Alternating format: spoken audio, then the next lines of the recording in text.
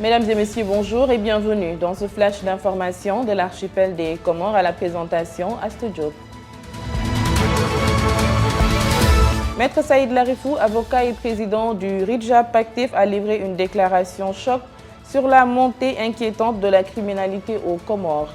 Selon Maître Larifou, les violences et les assassinats atteignent un seuil critique dans l'archipel, ébranlant une société historiquement résiliente mais désormais fragilisée par une gouvernance défaillante. En société, l'Égypte s'est engagée lors de la visite du ministre de l'Intérieur comorien Mahmoud Taoufik à prendre en charge les soins médicaux des policiers comoriens souffrant de pathologies graves, à former les forces de sécurité comoriennes et à leur fournir une assistance technique, une générosité soudaine qui soulève des questions fondamentales. Une nouvelle page s'ouvre pour la caisse de prévoyance des Comores. Ce mercredi, la cérémonie de passation de service s'est tenue entre le directeur sortant Ahmed Ali et son successeur Ali Liva Youssouf, désormais officiellement aux commandes de cette institution.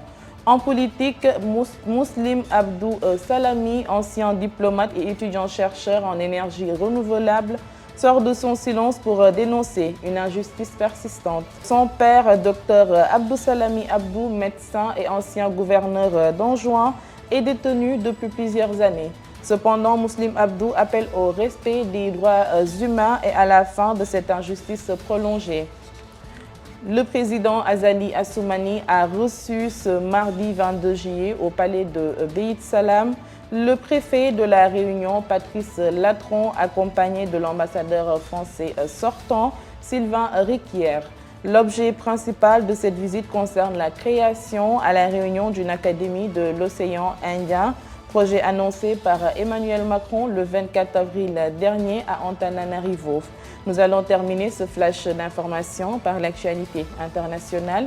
Une tragédie économique frappe Madagascar avec l'incendie dévastateur qui a consumé une large partie du marché Sabotsi d'Antsirab. Cette catastrophe sans précédent a plongé plus de 40 000 commerçants dans une situation critique. Face à l'ampleur de la catastrophe, les autorités provinciales ont rapidement déclaré l'état d'urgence économique locale. Mesdames et messieurs, c'était tout pour ce flash d'information. Je vous donne rendez-vous la semaine prochaine. En attendant, l'information continue sur www.comoreco24.com.